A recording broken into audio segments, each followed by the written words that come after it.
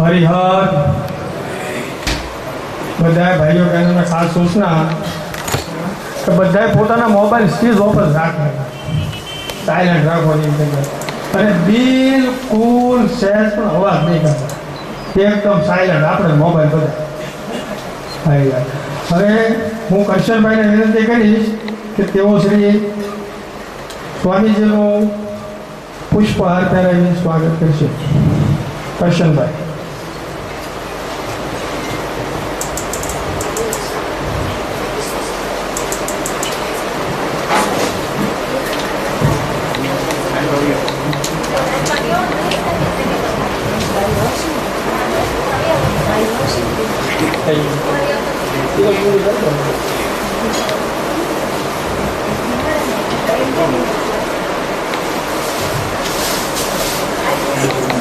हरिहर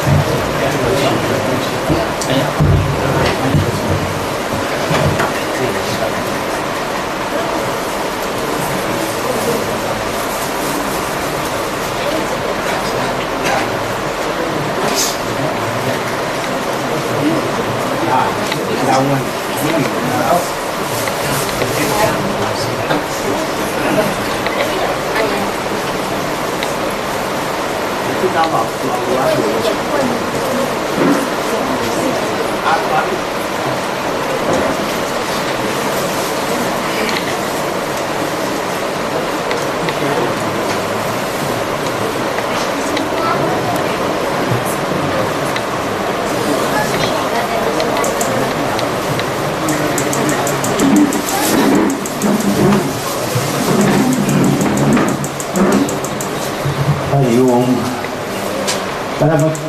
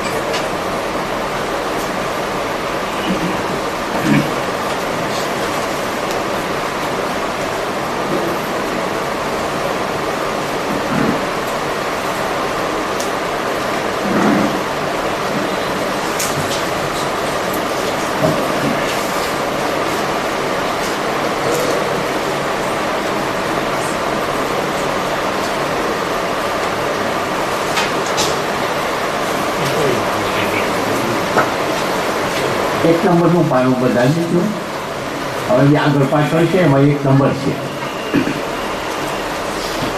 હું બોલું છું પછી તમે બધા જીવજો ઓમ શન્નો મિત્રઃ ઓમ શન્નો મિત્રઃ શમ વરુણઃ शन्नो भवत्तव्यमा शन्नो शन्नो इन्द्रो बृहस्पतिः शन्नो इन्द्रो बृहस्पतिः शन्नो विष्णुरुत्तमः शन्नो विष्णुरुत्तमः नमो ब्रह्मणे नमस्ते वायो त्वमेव प्रत्यक्ष ब्रह्मासि त्वमेव प्रत्यक्ष ब्रह्म वदिष्यामि श्रुतं वदिष्यामि सत्यं वदिष्यामि तन्मामवतु तद्वक्तारं भवतु अवतु माम् अवतु वक्तारम् असतो मा सतगमय तमसो मा ज्योतिर्गमय मृत्यो मा अमृतगमय ओम पूर्णामिदं पूर्णामिदं पूर्णात्मुदच्यते पूर्णस्य पूर्णमादाय पूर्णमेवावशिष्यते ओम शांति ओम शांति ओम शांति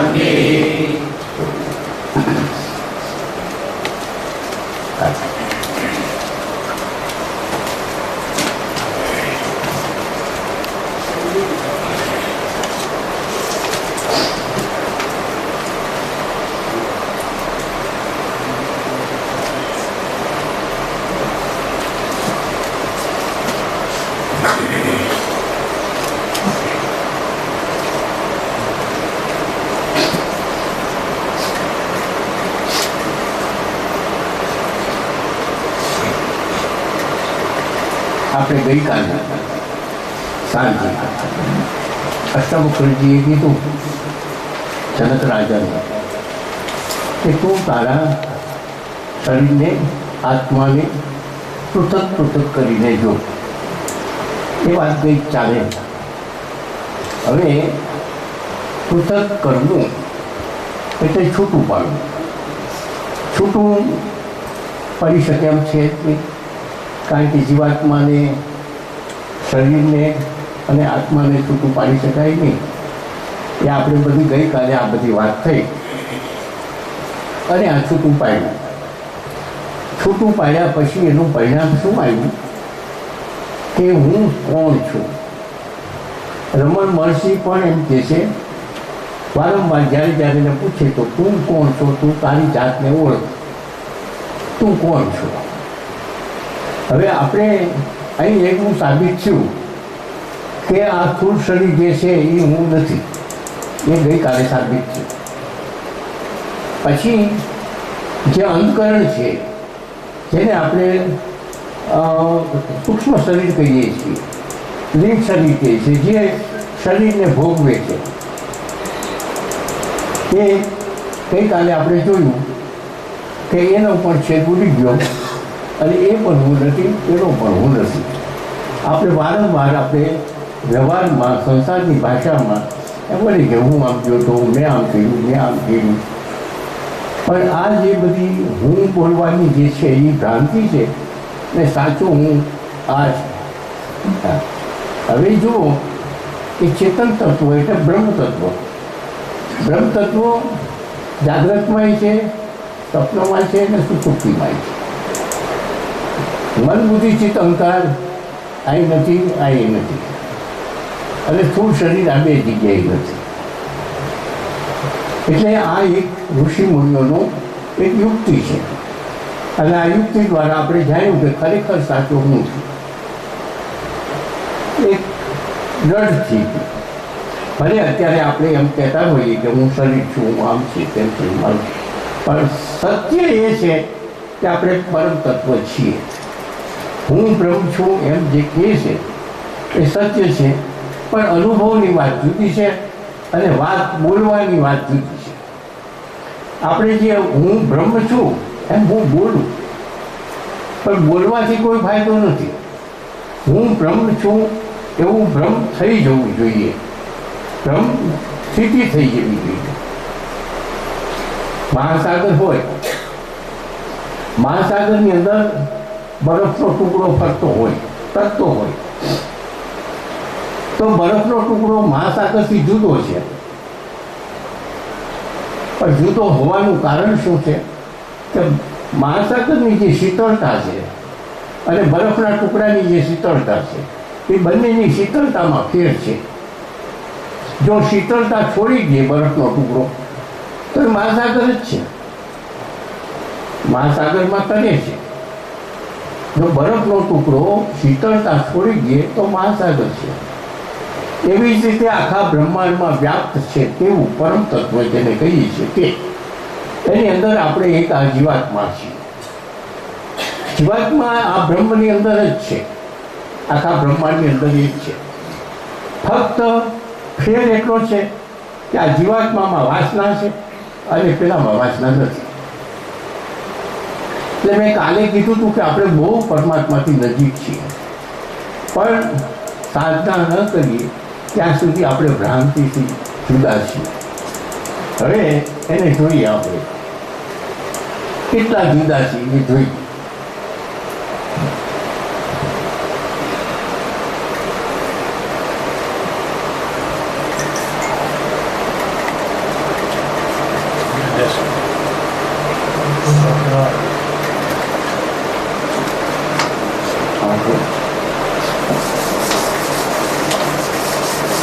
આનાથી હાલ થાય, આના થાય.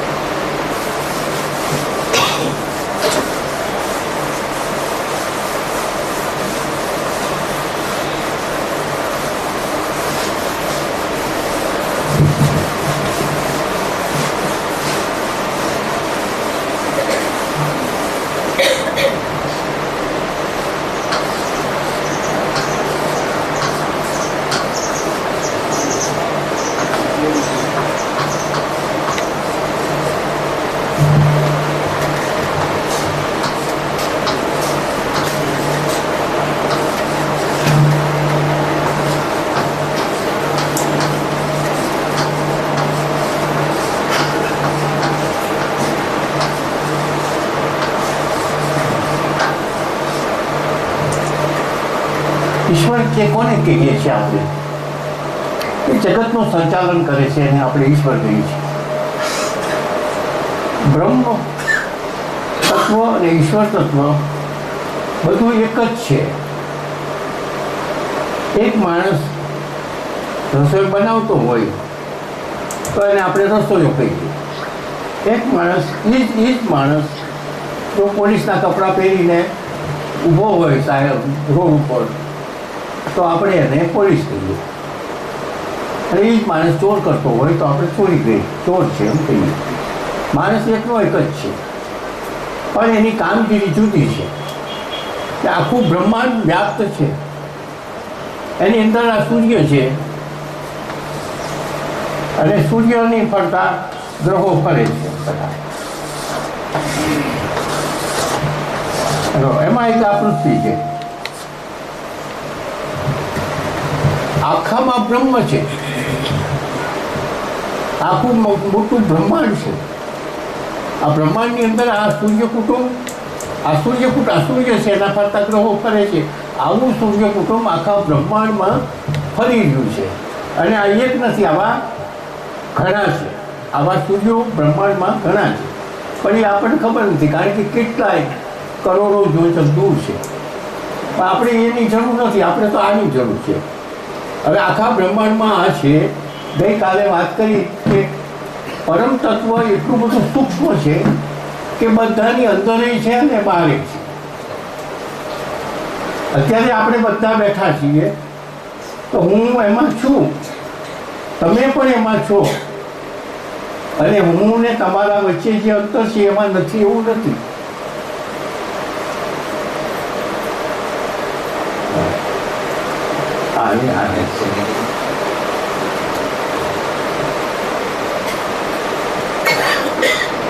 બસ એવું નથી. તમે થોડું ઊંચું કરો, ખૂબ છતું હાથ.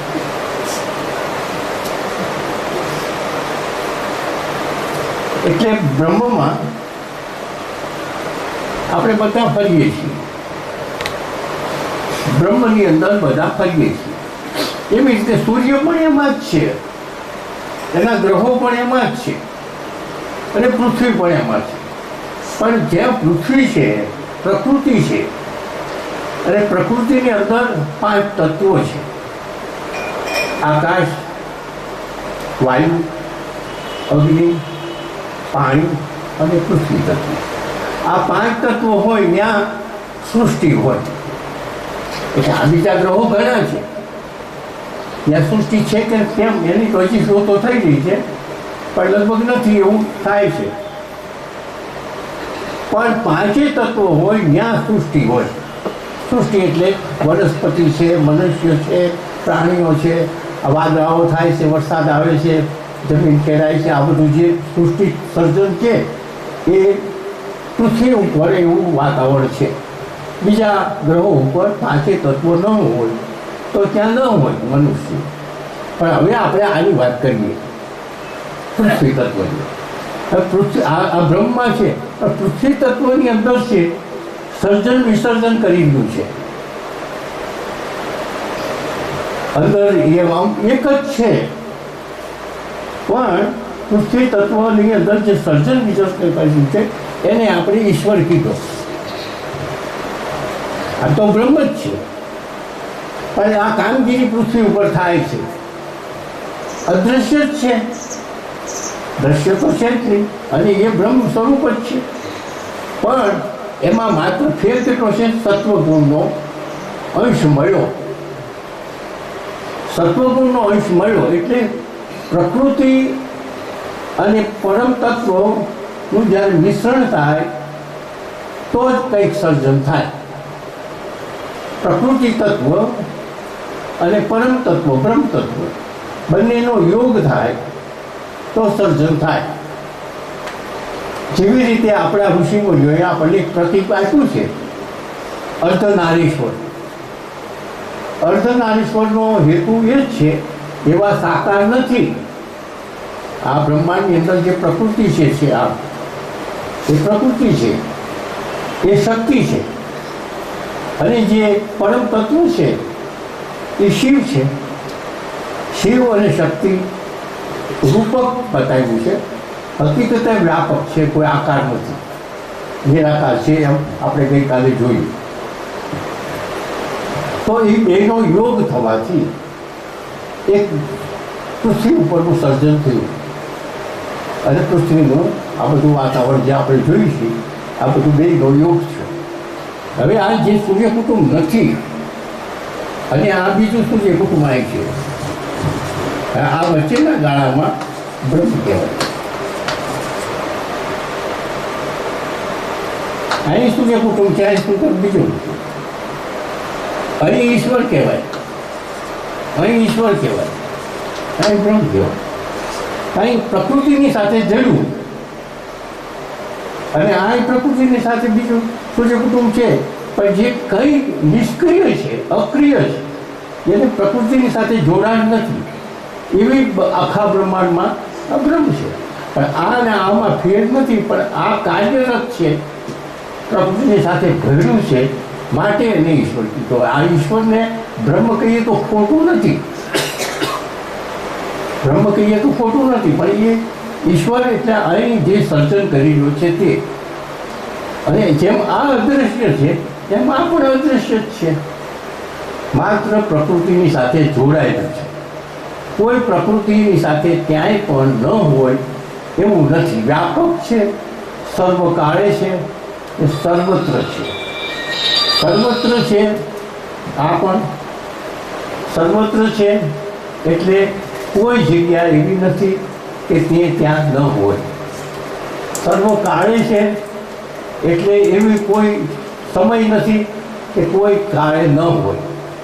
એનો અર્થ એમ છો કે સર્વત્ર છે એટલે અત્યારે છીએ, અને આ અત્યારે છે, અને આ જગ્યાએ પણ છે, બધી છે. અને એની હાજરી આપણે એમ થાય કે અદૃશ્ય છે તો એની હાજરી તો છે જ, એમાં કાંઈ જોવા પણ નથી. આપણા બધાના હૃદયના ધબકારા ચાલે છે, હું બોલું છું, તમે સાંભળો છો. આ ન હોય તો કાંઈ ન હોય. આ ન હોય, શિવ ન હોય તો માત્ર શક્તિ કાંઈ કરી શકે એમ નથી. એ હવે થોડી વાર પછી હું આના પછી કહીશ. અને માત્ર શિવ હોય તો શક્તિ કાંઈ કરી શકે, અને માત્ર શક્તિ હોય તો શિવ કાંઈ કરી શકે. બંનેનો યોગ હોય ત્યાં જ સૃષ્ટિ હોય, બંનેનો યોગ હોય ત્યાં સૃષ્ટિ હોય. બીજી જ્યાં નથી, પ્રકૃતિ નથી, ત્યાં સૃષ્ટિ નથી. હવે વાત આપણી બીજી છે.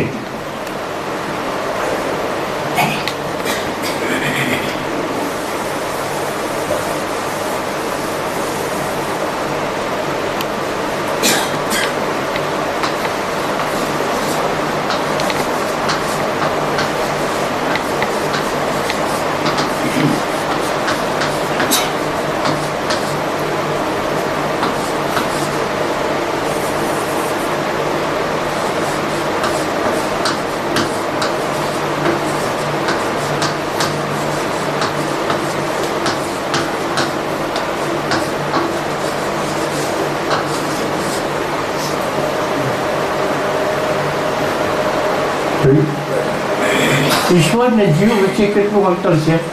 આટલું જ. પેલું બે જગ્યાએ સારું છે. શુદ્ધ બ્રહ્મ, આપણે શુદ્ધ બ્રહ્મમાં તો છીએ, એને ક્યાંય લાવવા પણ નથી. એને લાવવા માટે નથી. ગઈકાલે તો વાત થઈ. એના માટે કોઈ પ્રયત્ન નથી. શુદ્ધ બ્રહ્મ એટલે પરમાત્મા. પરમાત્માને લાવવા માટે કોઈ પ્રયત્ન નથી. કારણ કે એ ગમે ત્યાં ગમે તે જગ્યાએ કોઈ પણ કાળે છે. અને આપણા શરીરને અંદર આપણે એમાં છીએ. અને આપણું જે શરીરની અંદરનું સંચાલન એ કરી રહ્યું છે, જેને આપણે બ્રહ્મ કહીએ છીએ. તે આ બે જગ્યાએ શરીરનું સંચાલન કરે છે. ગઈકાલે વાત થઈ કે આપણા હૃદયના ધબકારા સૂક્ષ્મ શરીર નથી કરતું. એટલે આપણો જીવાત્મા જે છે એ હૃદયના ધબકારા નથી કરતું. આપણે ખાઈએ છીએ, આપણે ખોરાક લઈએ છીએ. એ ખોરાકમાંથી અન્નમાંથી લોહી બને છે, માંસ બને છે, લોહી હાડકાં બને છે, વાળ બને છે. એ કોણ બનાવે છે? આપણે વિચાર કરીએ કે મારે વાળ બનાવવા છે, મારે નખ બનાવવા છે, કે મારું હૃદય બરાબર નિયમિત ચલાવવું છે. એવું છે જ નહીં. એ આપણા હાથમાં નથી. એટલે કે જીવાત્માના હાથમાં નથી. જીવાત્માને માત્ર શરીર ભોગવવા માટે મળ્યું છે. જીવાત્મામાં શરીરનું સંચાલન કરવાની શક્તિ, સત્તા નથી. અને સત્તા આપી હોત તો માણસ જીવી પણ બહુ વખત. કારણ કે આ બધું કરવું બહુ અઘરું છે. તો માણસ જીવી ન કરે. એ સત્તા જો આપી હોત. હવે આ વાતમાં એવું છે કે જો અશુદ્ધ બ્રહ્મ તો બે જગ્યાએ છે. બે જગ્યાએ છે. ફેર એટલો છે કે અહીં જે છે એમાંથી સત્વગુણ છે અને અહીં મલિન સત્વગુણ છે. ફેર રાખ્યો છે. તો હવે આ જે મલિન છે એમાંથી જો શુદ્ધ કરો તો આ જીવ મટી ઈશ્વર થઈ જાય.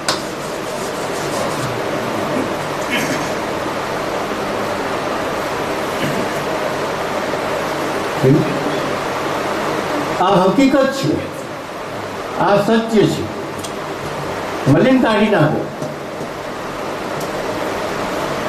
તો જીવ મટી ઈશ્વર થઈ જાય. આમાં કાંઈ છે એટલે આ બ્રહ્મ જ છે. મલિન એટલે શું? હું કાઢવાનું આવે એ વાત આવશે. તો હવે મલિન છે એમાંથી શુદ્ધ કરવા માટે શું કરવું જોઈએ? વાત આ છે મુખ્ય. ગમે તે કશું ફરીને ત્યાં જ આવશે કે સાધના કરો, ભક્તિ કરો. ફરીને ત્યાં આવવાના છે કે હવે આને શુદ્ધ. એટલે આપણે બધામાં કહીએ છીએ કે ભાઈ ચિત્ત સુધી કોઈ પણ બ્રહ્મનિષ્ઠનું પુસ્તક વાંચો અથવા તો ઉપનિષદ વાંચો, ગીતા વાંચો. જે ઉચ્ચ કક્ષાના પુસ્તકો છે એમાં પહેલું જ આવશે કે ચિત્ત શુદ્ધિ કરો. ગમે ત્યાં કેટલી વખત આવશે. આખા પુસ્તક વાંચશો તો 200-500 વખત આવશે કે ચિત્ત શુદ્ધિ કરો. એટલે આ જે છે શુદ્ધ એટલે ચિત્ત શુદ્ધિ. હવે ચિત્ત શુદ્ધિ કરવી હોય તો શું કરવું જોઈએ?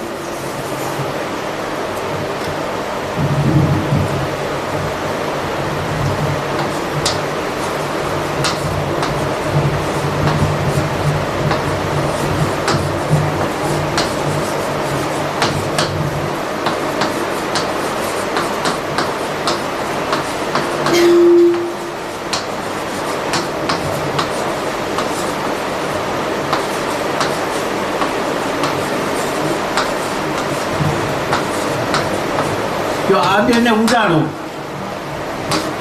તો આ થઈ ગયું.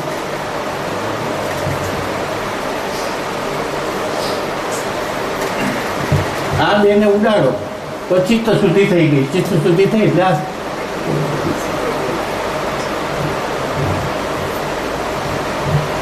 બરોબર છે. સત્ય હકીકત જે છે એ સત્ય છે. ગઈકાલે આપણે જે બતાવ્યું એ પણ સત્ય છે, આ પણ સત્ય છે. તો આ બેને ઉડાડવા માટે શું કરશે? આ બેને ઉડાડવા માટે જપ, તપ, દાન, યજ્ઞ, સેવા, પ્રાયશ્ચિત જે આપણે ગઈકાલે વાત થઈ, એ કરતા કરતા કરતા તમે સત્વગુણમાં આવશો. એટલે આ તો કરવું જ પડશે. આ તો આપણે કરવું જ પડશે. તો જ એમ કીધું છે કે તું બ્રહ્મ છો. અષ્ટાવક્રજીએ કીધું કે તું બ્રહ્મ છો, તું ઈશ્વર છો. હવે ઈશ્વર છો એ તો ખોટું નથી, પણ આ બે છે ને, આ બે વાદળા, આ બે આવરણ, એ વાદળ હટાવવાનું છે, ઈશ્વર લાવવાનો નથી. ઈશ્વરને ઉત્પન્ન કરવાનો નથી, ઈશ્વરને લાવવાનો નથી. ઈશ્વર છે અને આપણે